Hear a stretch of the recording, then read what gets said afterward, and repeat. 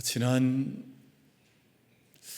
목요일이었던가요? 벌써 2, 3일이 지나가는 것 같은데 미국 미네소타에서 목회를 하는 제 친구 목사님이 우리 만민교회를 방문을 해서 몇 시간 저와 함께 교제를 하고 돌아갔습니다. 사람이 참 좋은 목회자이고 또 친구지만 늘 그 중심을 이렇게 바라보면 귀한 부분이 많아서 배울 게 참 많은 동료 목사구나 하는 생각을 할 때가 많은데, 대구 출신입니다. 대구 대공고등학교를 졸업을 하고 서울대 법대를 졸업을 한 후에 신학을 전공을 하고 지금은 이제 이민 목회, 미네소타에서 이민 목회를 하고 있는데 몇 시간 같이 교제를 했습니다. 삶에 대한 이야기도 서로 나누고 또 목회에 대한 이야기, 저도 이민 목회를 해본 적이 있으니까 이민교회 현장에 대한 이야기들과 또 한국교회 상황에 대한 이야기들도 나누면서 서로 몇 시간 교제를 했어요. 근데 그 중에 그런 이야기를 이렇게 문득 해서 제가 마음에 이렇게 다가온 부분이 있었는데, 뭐냐 하면 그 미네소타에는 한인이 많지 않은 거예요. 한인이 많이 살지 않다 보니 한인 타운이 없습니다. 그래서 뭔가 한인 마켓을 가려고 하면 잘 없는 거예요. 그리고 한국 음식점도 잘 없고, 그래서 그 간혹 가다가 뭔가 먹고 싶을 때가 있잖아요. 짜장면 같은 거. 그 짜장면을 먹고 싶으면 그 시카고까지 6시간을 운전해서 간다는 거예요. 그러니까 그 짜장면 한 그릇 먹기 위해서 6시간을 달려가면 짜장면 한 그릇 먹고 또 미네소타까지 돌아온다는 거예요. 제가 그 말을 들으면서 이제 절대 앞으로는 불평하지 말아야지, 살면서 모든 것 감사해야지 하는 그 마음이 들더라고요. 우리 배달의 민족인지라 우리 가만히 앉아서 전화만 하면 다 배달이 되잖아요. 그리고 뭐 집 앞에 나서면 없는 게 뭐가 있어요? 사실은 지금처럼 이런 세대를 가끔씩 그런 생각할 때 있는데, 조선의 그 임금들도 나처럼 살지 못했을 것 같다, 이런 생각할 때가 있거든요. 정말 우리 옆에 분과 한번 인사하겠습니다. 감사의 능력 가운데 거하시기를 축복합니다. 서로 인사하겠습니다. 감사의 능력 가운데 거하시기를 축복합니다. 아멘. 우리 만민가족들 가운데 감사가 늘 가득하시기를 축복합니다. 돌아보면 감사치 않을 것 한 가지가 없거든요. 다 감사할 수 있는데, 감사도 습관이기도 하고 또 능력이기도 하고 자기 삶의 의지이기도 하고 그래요. 어떤 분들은 감사할 조건이 많아도 사실은 평생 살아도 감사하지 않습니다. 그런데 정말 작은 것 하나에도 감격하고 감사하고 기뻐하는 그런 사람들이 있어요. 제가 오늘 일부 예배 마치고 제가 꽃을 선물 받았습니다. 별로 안 좋아하시네요, 다들. 아니, 제가 꽃 선물 받는 게 이렇게 기분이 안 좋으세요? 아니, 근데 누가 선물을 했는가 하니까 우리 미루가 선물을 해서, 그 미루가 이제 엄마한테 그랬다는 거예요. 엄마, 지난달 목사님이 그 금요 우리 매월 월삭기도 때 제가 나가다가 미루한테 안수기도를 했었거든요. 그랬더니 목사님 안수기도를 받았는데 나도 뭐 해야 되지 않겠어, 이랬다는 거예요.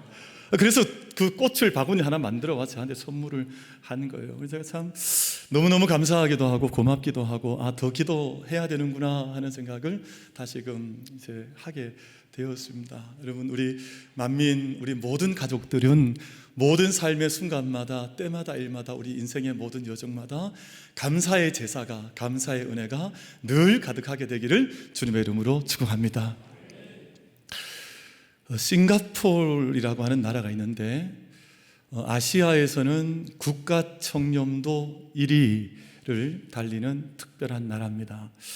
그럼 나라는 사실 그렇게 크지 않아서 우리 서울보다 조금 더 1.2배 정도 큰, 작죠? 한 나라가 그만하니까 크지 않은 나라인데, 이 나라가 역사의 부침을 많이 경험을 했습니다. 16세기에 포르투갈의 침범을 받고 100년 동안 그 포르투갈을 섬겼고, 그 이후로부터는 매년 100년이 될 때마다 나라의 주인이 바뀌는, 때로는 대영 제국이, 때로는 일본이 그 나라를 침범을 해서 그 나라를 이제 통치했던, 좀 역사의 부침이 심한 역사를 가지고 있는 나라가 포르투갈이라고 하는 나라인데, 대신에 역사도 짧고 그 나라가 독립한 지가, 말레이 연방에서 독립한 지가 얼마 되진 않지만 초대 국부라고 불리는 초대 그 총리였던 리콴유라고 하는 총리께서 그 나라의 청렴을 그 나라의 국시로 삼은 이후에 강력하게 통치를 해서 지금까지 청렴한 것이, 깨끗한 것이 그 국가의 지표가 되어져 있습니다. 그래서 함부로 껌을 씹다가 버릴 수도 없고, 껌을 씹을 수도 없고,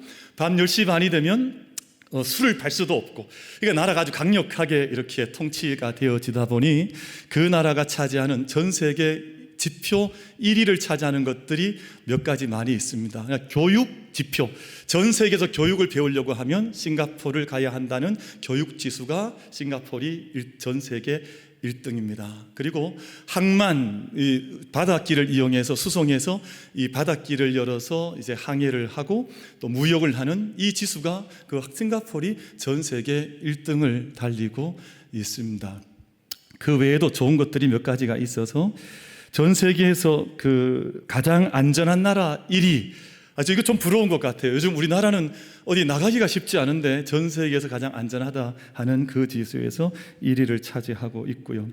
지난번에 언젠가 미국 대통령과 김정은이 함께 그 정상회담을 했지만 전 세계에서 국제회의가 가장 많이 열리는 곳 1위가 싱가포르입니다. 근데 거기에 더해서 아까 말씀을 드렸습니다만 국가 청렴 지수가 전 세계에서 5위, 그리고 아시아에서는 1위를 차지하고 있습니다. 그럼 여기서 퀴즈를 하나 내겠는데 우리나라는 전 세계 몇 위 하겠습니까? 각자 답을 하시겠지만 오늘 이건 숙제로 내겠습니다.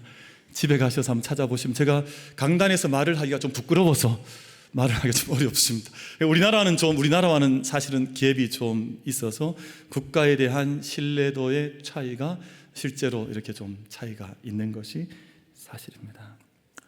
그런데 이런 싱가포르가 최근에 충격에 빠졌습니다. 한 2주 전, 3주 전 사건인데 교통부 장관이 부정청탁 의혹으로 체포가 됐어요. 그리고 국회의장과 국회의원들의 불륜 사실이 드러나서 몇 명의 국회의원들이 의원직을 상실하는 일이 벌어졌습니다. 그러니까 정부에 대한 신뢰도가 이제 붉은색 빨간불이 들어온 거예요. 그럼 사실은 우리나라에서는 별로 놀랍지도 않은 일인데, 우리나라에 늘 비일비재하게 벌어지는 일이니까 사실은 정부에 대한 신뢰도가 우리가 낮다 보니, 정치인들에 대한 신뢰도가 낮고 지도자들에 대한 신뢰도가 낮다 보니 우리 같으면 별로 놀라지 않을지도 몰라요. 청탁받은 게 아직 죄가 드러난 것도 아니에요. 그런데 지금 전 세계가 싱가포르에 주목하는 이유는 이 나라는 그런 일 자체가 없었거든요.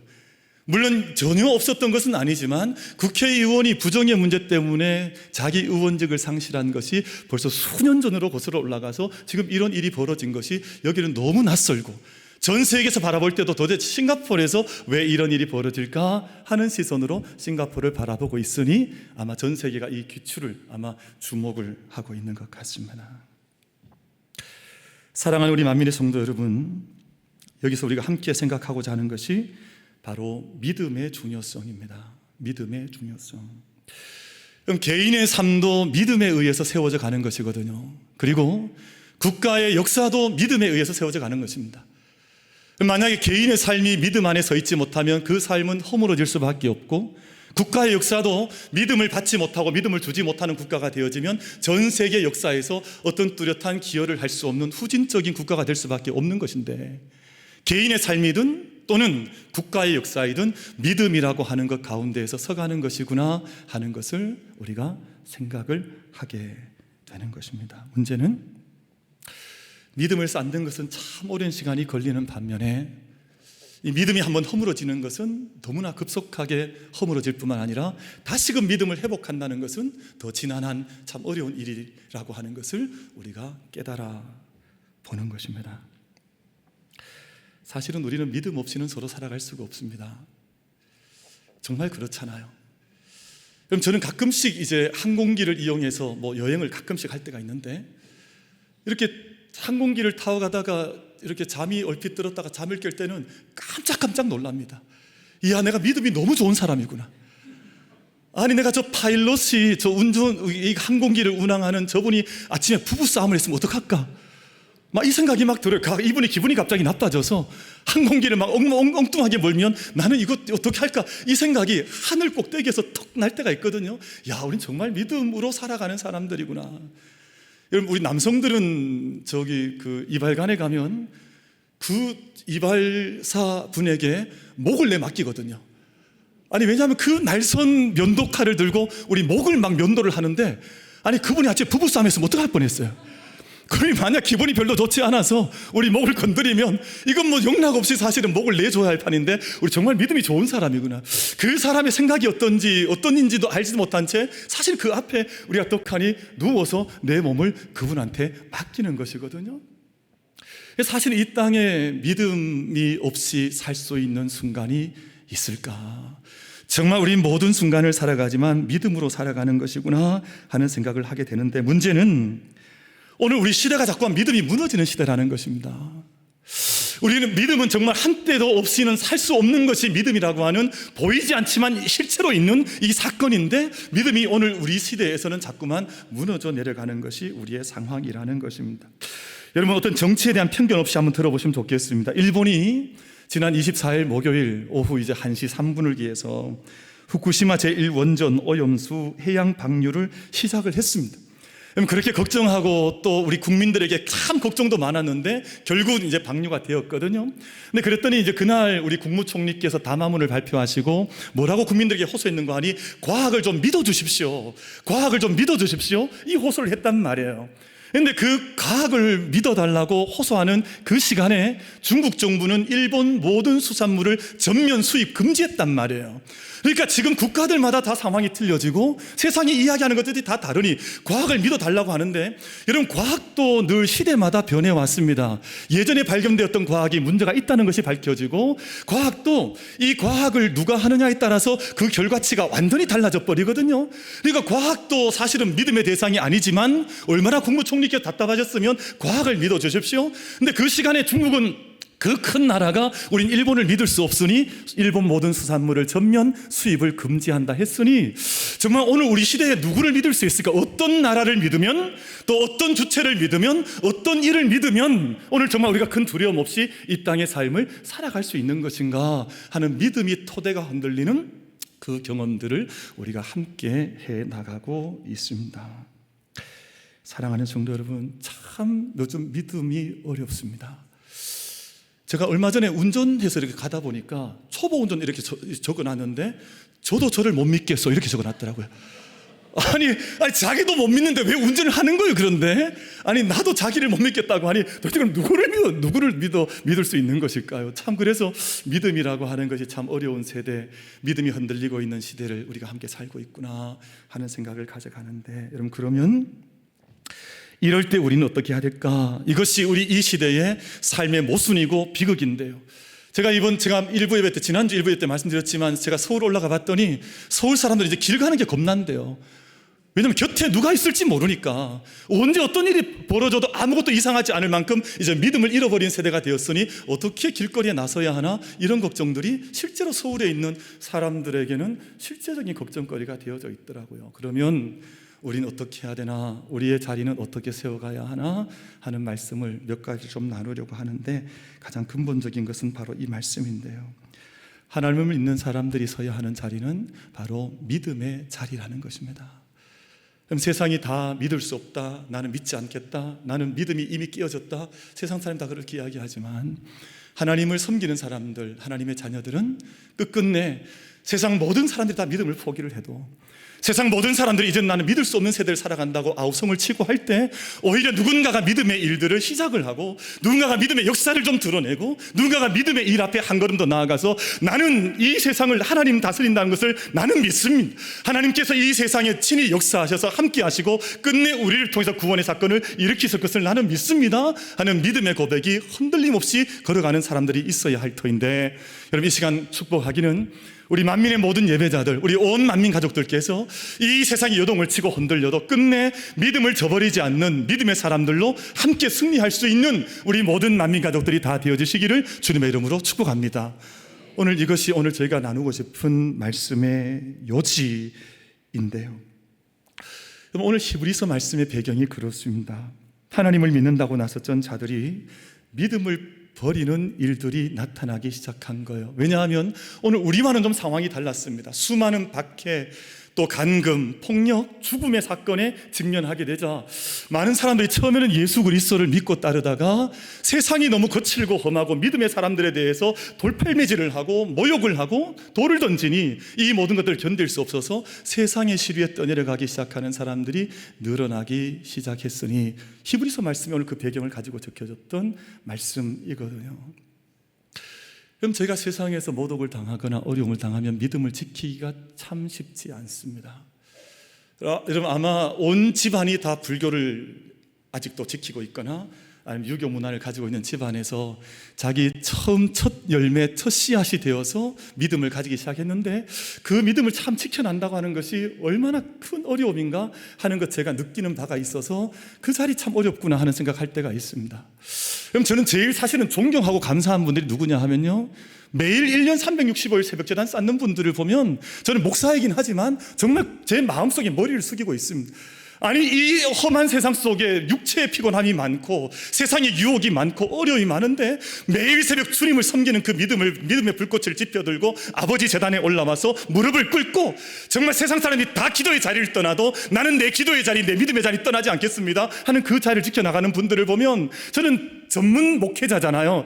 저는 신학이고 목회를 하지만 그분들 앞에 늘 제 마음에 나는 하나님 저분들을 존경합니다, 하나님 저분들의 믿음을 주님 붙들어 주시니 감사합니다, 그런 마음을 가질 때가 많단 말이에요.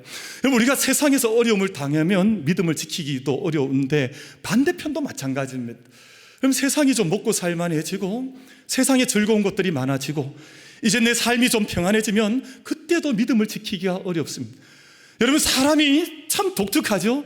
너무 박해가 많아도 믿음을 지키기가 어렵고 너무 살기가 좋아도 믿음을 지키기가 어렵고, 이게 믿음을 지킨다고 하는 것이 보통 일이 아니라는 것입니다. 믿음을 지킨다는 것이 대단히 어렵고 힘든 삶의 믿음의 여정인데, 우리 오늘 예배하는 우리 만민의 모든 가족들께서 여러분, 우리가 믿음 생활하기 좋을 때만 믿는 자들 아니라, 내가 이렇게 하면 그냥 평안하니까 그냥 믿는 믿음의 도리가 아니라 내 온 힘을 다해서 내 온 이성과 감정과 삶의 방향이 나는 이 믿음을 떠나지 않겠습니다. 세상의 모든 것들이 믿음을 잃어버리는 세상 속인데 나는 이런 세상 가운데서도 믿음을 지켜나가겠노라. 믿음의 손을 함께 올려들 수 있는 우리 모든 만민 가족들 다 되어질 수 있게 되기를 주님의 이름으로 축복합니다. 그래서 세 가지 말씀을 좀 나누고자 하는데, 오늘 말씀은 수많은 믿음의 사람들의 이야기를 통해서 믿음이 무엇인지, 또 믿음이 오늘 우리에게 어떻게 전승되어지면 나는 어떻게 믿음을 지켜가야 하는지를 가르쳐주는 약속의 말씀. 히브리서는 믿음이 주제이거든요. 13장으로든 짧지 않은 공동서신입니다만 여기에서 주제는 믿음인데, 오늘 저희가 함께 대했던 이 본문을 통해서 세 가지 믿음에 대한 이야기를 좀 나누어 보려고 합니다. 여러분, 첫 번째는 제가 방금 좀 언급을 드렸습니다만, 믿음이라고 하는 것은 어떤 순간에도 믿음으로 살아가는 것을 믿음이라고 합니다. 믿음이라고 하는 것은 삶의 상황과 형편과 처지를 따라서 때로는 버렸다가 때로는 취했다가 할 수 있는 것은 믿음이 아니고요, 그것은 믿음이 아니라 취미생활. 여러분, 나는 취미생활은 많이 바뀔 수 있잖아요. 저도 취미생활이 많이 바뀌었습니다. 때로는 이걸 취했다가 버릴 때도 있는데, 믿음이라고 하는 것은 내가 취할 만한 때는 취하고 버릴 만한 때는 버리고, 그것을 믿음이라고 하는 것이 아니라 내 모든 삶의 상황과 형편 속에서도 변치 않고 붙들고 나가는 것을 믿음이라고 부르는 것입니다. 그래서 믿음은 쉽게 주어지는 것이 아니라, 왜냐하면 믿음을 지키는 것은 참 어렵거든요. 그럼 조금 시간이 한가해도 시간이 많은 믿음 생활을 할 것 같죠? 그렇지도 않아요. 여러분, 시간이 없음에도 불구하고 그 시간을 통해 하나님을 만나는 사람들이 있거든요. 그러니까 사실은 믿음은 시간이 많고 적음의 문제도 아닙니다. 여러분, 물질이 많으면 하나님 잘 섬길 것 같죠? 그렇지도 않습니다. 여러분, 정말 없는 중에도 하나님 진심으로 섬겨 나가면서 하나님께 온 전심으로 하나님 섬기면서 이 땅의 모든 삶을 믿음으로 그렇게 도전하고 응답받고 달려가는 분들이 있거든요. 그러니까 믿음이라고 하는 것은 어떤 외적인 것들에 달려있는 것이 아니라 우리 영적인 영성과 진리에 달려있는, 영과 진리로 예배할 수 있느냐, 이건 모든 형식적인 오늘 우리의 이런 시간에 한계된 예배뿐만 아니라 우리 모든 삶 전체를 말하는 것인데, 너희는 그런 믿음을 너희가 지켜갈 수 있겠느냐 하는 것입니다. 그럼 저는 제 주변에 감사한 분들이 있습니다. 어떤 분들이냐 하면, 늘 쾌활함을 잃어버리지 않는 분들이 있어요. 늘 만나면 늘 그 얼굴에 그 감사와 미소와 여유가 있는 분들이 있거든요. 저는 그런 분들이 너무너무 좋아요. 옆에 분 한번 보시겠어요? 혹시 그런 분이 앉아 계시면 너무 감사하죠. 아니, 그런 분이 계시면 너무 행복하잖아요. 근데 가만히 보면요, 근데 재미있는 것이 뭐냐 하면 그분에게도 삶의 문제가 있습니다. 그분도 삶의 문제가 없는 것이 아니에요. 그분도 고통이 있고 삶의 숙제거리가 있고 풀어가야 할 수많은 삶의 문제가 있는데 그럼에도 불구하고 그 기쁨을 잃어버리지 않는 거예요. 그래서 그것은 자기의 본래 타고난 성품이 아니라 자기의 의지와 노력이 그 사람의 성품을 형성해 나가는 것입니다. 그럼 믿음도 마찬가지입니다. 믿음이 때때로 내게 그냥 자연스럽게 주어지는 것이 아니라 나는 하나님의 존재를 믿고 하나님을 찾는 자에게 상 주시는 이름을 믿으면서 끊임없이 하나님의 이름을 부르며 나의 삶의 생각과 내 삶의 행위와 모든 삶의 언어가 믿음 안에서 이루어지기를 결단을 하고 나는 믿음으로 살겠습니다 하고 걸어가는 것이 믿음의 그 자리인 것이거든요. 사랑하는 만민의 모든 예배자 여러분, 우리 믿음이 때때로 높아지거나 낮아, 때로는 맞습니다. 때로는 믿음이 좋을 때도 있고 때로는 낮을 때도 있고 여러 가지 요동을 칠 때가 많이 있지만 근본적인 믿음의 자리에 서서는 우리 하나님 함께 하시는 것을 끝까지 영원 세상 끝날까지 내가 너희와 함께 할 것이라, 내가 너희를 세상 끝날까지 너희를 사랑할 것이라고 하는 하나님에 대한 온전한 믿음과 십자가의 증거를 붙들고 흔들리지 않는 믿음의 길을 함께 걸어갈 수 있는 우리 모든 만민 예배자들, 우리 만민 가족들이 다 되어주시기를 주님의 이름으로 축복합니다. 두 번째 믿음이라는 것이 뭐냐 하면 믿음은 흔들리지 않아야 하는 것이고, 두 번째 믿음이라고 하는 것은 자신의 오랫동안 멈춰져 있던 자리에서 일어나 분연히 일어나서 떨쳐 그 자리를 떠나는 것이 믿음입니다. 이렇게 이야기하면 나는 이번 주에 교회 옮겨야 되는 것 같다 이렇게 생각해요. 그런 의미가 아니에요. 우리가 아마 그런 생각하시는 분들이 아니시라 생각하는데, 여러분 오늘 말씀으로 돌아가 보셔야 합니다. 여러분 말씀을 보시면 29절 말씀을 보면 애굽을 떠났던 사람들의 이야기, 그러면 홍해를 건너는 것은 목숨을 건 일이었습니다. 그럼에도 불구하고 나는 옛날 그 죽음의 자리, 종노릇하던 이 세상의 종노릇하던 자리에 나는 더 이상 머물지 아니하고 나는 이 홍해를 건너서, 이 강을 건너서, 이 바다를 건너서 약속의 땅으로 떠나는 사람들의 이야기가 29절의 말씀이에요. 여러분 30절, 31절 말씀 보면 여리고성을 떠났던 기생 라합의 이야기예요. 여러분 그 자리에 머물러 있을 수 있지만 그 자리에 머물러 있는 것은 그들과 함께 죽는 자리이니 나는 죽음의 자리를 떠나서 생명의 자리, 구원받는 자리로 나아가겠다고 했던 라합의 이야기가 30절 말씀 속에 기록이 되어져 있습니다. 그럼 저는 성경에서 아브라함을 믿음의 조상이라고 부르는데 그 이유는 한 가지죠. 갈대아 우르에서 하란을 떠나서 약속의 땅 가나안 땅으로 하나님 말씀을 듣고 말씀에 의지하여서 그 땅을 걸어갔기 때문에 우린 그를 가리켜서 믿음의 조상이라고 부르는 것이거든요. 룻기에 나타나는 룻은 자기의 고향 모압 땅을 떠나서 베들레헴 땅으로 건너왔습니다. 이번 오늘 저희가 함께 축복하고 싶고 확인하고 싶은 것은 혹여나 우리 안에 내가 머물러 있던 자리가 옛날 습관의 자리에 머물러 있던 우리는 혹여나 있지 아니합니까? 내가 믿음의 자리를 떠나고 싶은데 그 끄는 죄의 인력이 너무나 커서 이 자리에 떠날 것을 다짐하지 못했던 분이 혹시나 있지는 않습니까? 여러분 저희 모두가 내가 머물러 있던 과거의 어떤 옛 습관의 육체의 자리가 아니라 의의 자리에서 생명의 자리로, 심판의 자리에서 예수 그리스도의 구원을 얻는 자리로, 이제 세상 던지고 십자가를 바라보면서 우리가 불의의 심판받는 인생들이 아니라 하나님 생명의 자녀들로 함께 그 자리를 옮겨갈 수 있는 우리 모든 만민 가족들 다 되어지시기를 주님의 이름으로 축복합니다. 그래서 저희가 과거 자리에 그저 머물러 있는 것이 아니라 매일 우리 가운데 주신 새 길을 향해서 발걸음을 떠날 수 있는, 그 발걸음을 재촉하고 그 발걸음을 추동해야 할 수 있는 능력을 가리켜서 믿음의 사람이라 부르는 것입니다. 여러분 교회 전통은 대단히 중요하거든요. 교회가 함께 흘러내려오고 있는 전통의 역사는 대단히 중요하지만 전통에 얽매여 버리면 율법주의가 되어지고, 여러분 하나님의 뜻은 율법 속에 담겨져 있기도 합니다만 율법이 죽어 있는 사문화되어지면 그것은 죽음, 초등학문밖에 되지 않지만 예수님께서 그 모든 율법을 생명의 뜻으로 새 출발을 시키셔서 그 길을 우리에게 제시하셨을 때 우리는 그것을 복음이라고 받는 것이거든요. 저희들 안에 옛 것에 머물러 있는 우리들이 아니라 옛 자리에서 분연히 떨쳐 일어나서 모든 삶의 순간마다 새 자리로 초청하시는 생명의 자리, 구원의 자리, 은총의 자리, 사랑의 자리로 함께 발걸음을 내디딜 수 있는 우리 모든 만민 가족들 다 되어지시기를 주님의 이름으로 축복합니다.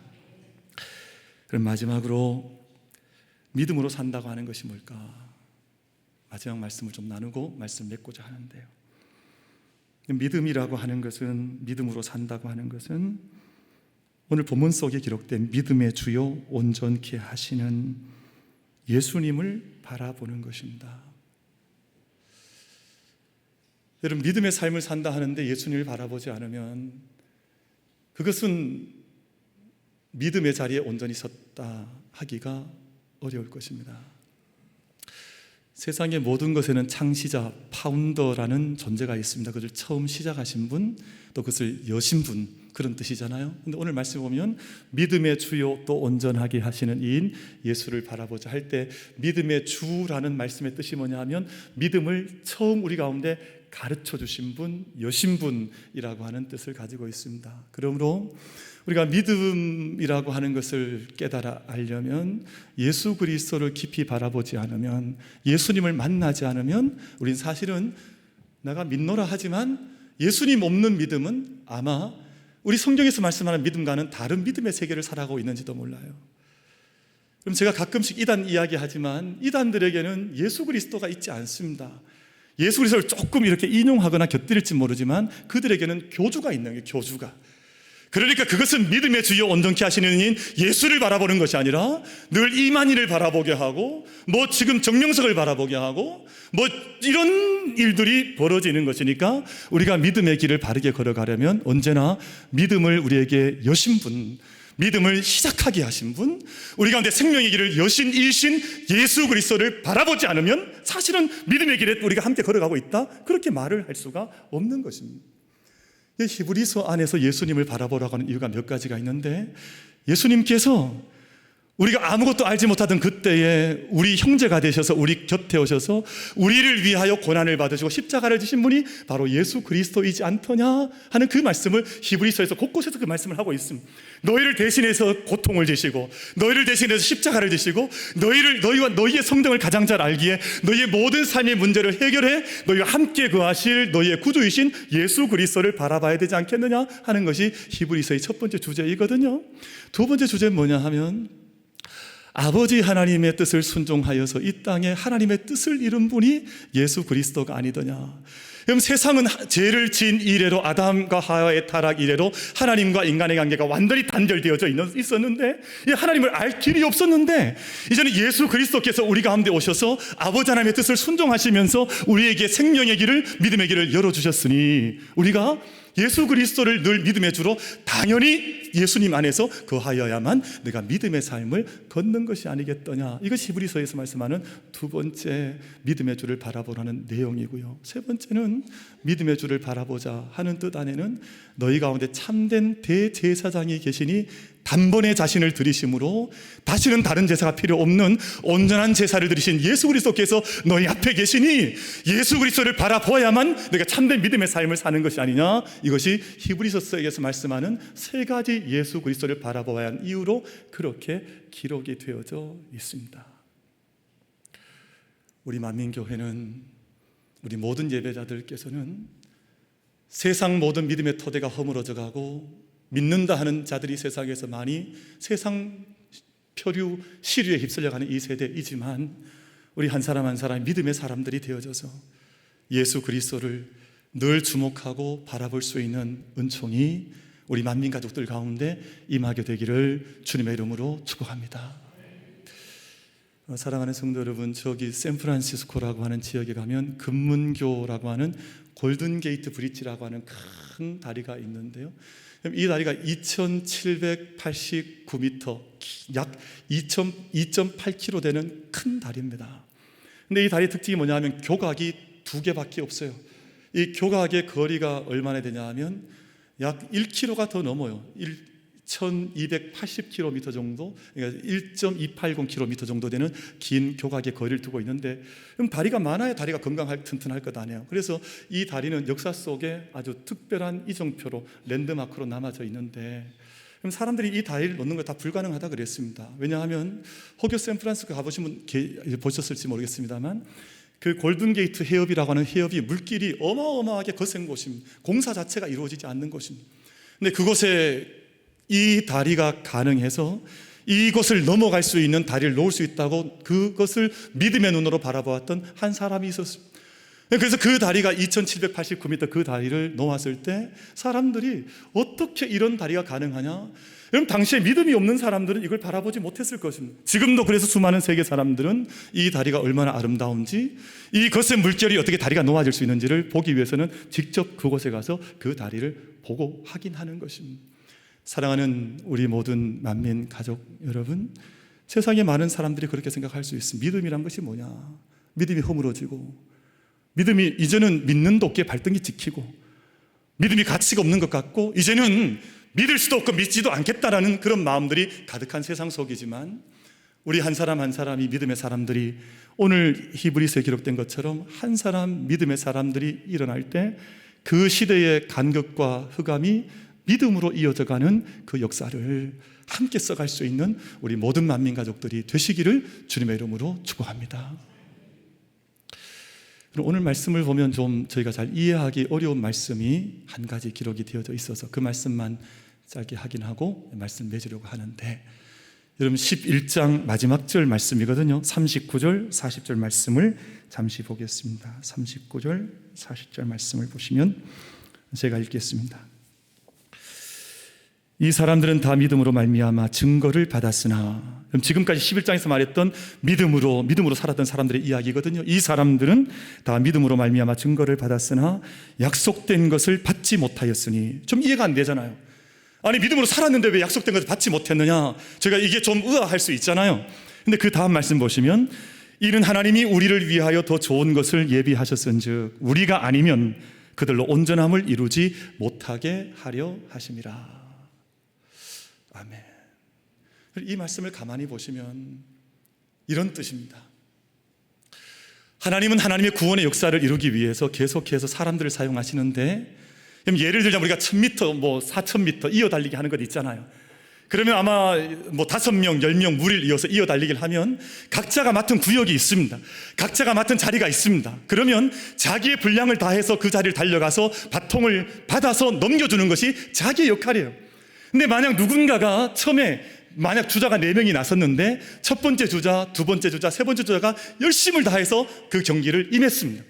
네 번째 마지막 주자가 이제 바통을 이어받았는데 갑자기 바통을 받고는 목적지를 향해 달리는 것이 아니라 산에 도망가서 놀러 가버렸습니다. 그러면 안 된다는 게 바로 이 말씀 40절의 뜻입니다. 지금까지 믿음으로 모든 세대가 흘러져 내려왔는데, 그러면 지금 너에게도 너의 순서가 당해서 너는 믿음의 자리를 지켜나가고 있는데 너는 그 믿음의 경주를 어떻게 하겠느냐 하는 그 물음이 오늘 39절 40절 말씀의 뜻인 것입니다. 만약에 우리가 우리의 믿음의 도리를 다하지 않은 채 내 믿음의 자리를 온전히 믿음으로 감당치 못하면 앞에서 수고했던 모든 사람들이 아름다운 결과를 어떻게 볼 수가 있겠느냐 하는 것이 이 말씀의 뜻인 것입니다. 그럼 저는 한 번씩 묵상을 할 때마다 우리 교회 40수년의 역사에서 일대 목사님과 일대 성도님들을 생각할 때가 있습니다. 그분들이 그 역할을 다 하셨어요. 중리 언덕에다가 천막 교회를 짓고 그 역사를 감당하면서 이 교회에 토대를 세워주셨습니다. 제가 어저께 제가 차를 타고 결혼식, 우리 이종욱 집사님 결혼식 가는 길에 가는데 제가 깜짝 놀랐어요. 왜냐하면 제 핸드폰이 최신형이거든요. 그리고 제가 쓰고 있는 내비게이션도 최신 그 내비게이션 T맵이라고 하는 아주 훌륭한 그 내비게이션을 쓰거든요. 집에 출발해서 가는데 여기 교회 뒤쪽 우리 복지센터, 행정복지센터 바로 건너편 지나가는데 그 T맵 안에 뭐라고 나오는 거 아니? 만민유치원 이렇게 나오는 거예요. 그러니까 옛날 그 만민유치원 있었던 그 자리를 지나니까 이 내비게이션이 얼마나 신식인지 그때를 가르쳐 주는 거예요. 그래서 제가 마음속에 이곳에 우리 교회가 썼던 자리구나. 제가 어제 오후에 운전하면서 그 감동을 받고 결혼식장에 다녀왔거든요. 이대 목사님과 제 전임 목사님과 우리 양 목사님과 그 당시의 성도님들은 또 그때 사명을 다 하셨습니다.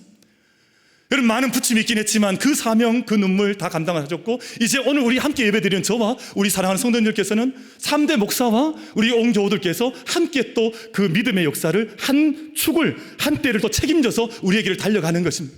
근데 만약 우리가 이 믿음의 역사를 감당하지 못하면 이 앞선 모든 수고했던 분들의 믿음의 도리가 어떤 영광을 만날 수 있겠느냐 하는 것이 39절과 40절 말씀의 뜻이라는 것입니다. 그러므로 내가 믿음의 모든 길을 달려가기 위하여 믿음의 주요 온전케 하시는 이신 예수 그리스도를 바라보면 내가 이 믿음의 길을 넉넉히 달려갈 수 있지 않겠느냐 하는 것이 바로 오늘 히브리서 말씀의 뜻의 말씀인 줄로 압니다.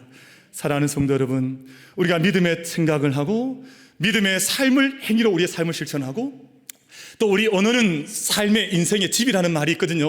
우리 모든 언어는 우리 삶을 규정하는 것인데, 믿음의 말을 하면서 이 땅에 주어진 모든 삶의 순간마다 이 땅에 믿음이 다 흔들려 가지만 우리 믿음을 세우고 믿음을 자랑하는 사람들로 하나님께 귀하게 쓰임받을 수 있는 우리 모든 예배자들이 다 되어주시기를 주님의 이름으로 축복합니다. 기도하겠습니다.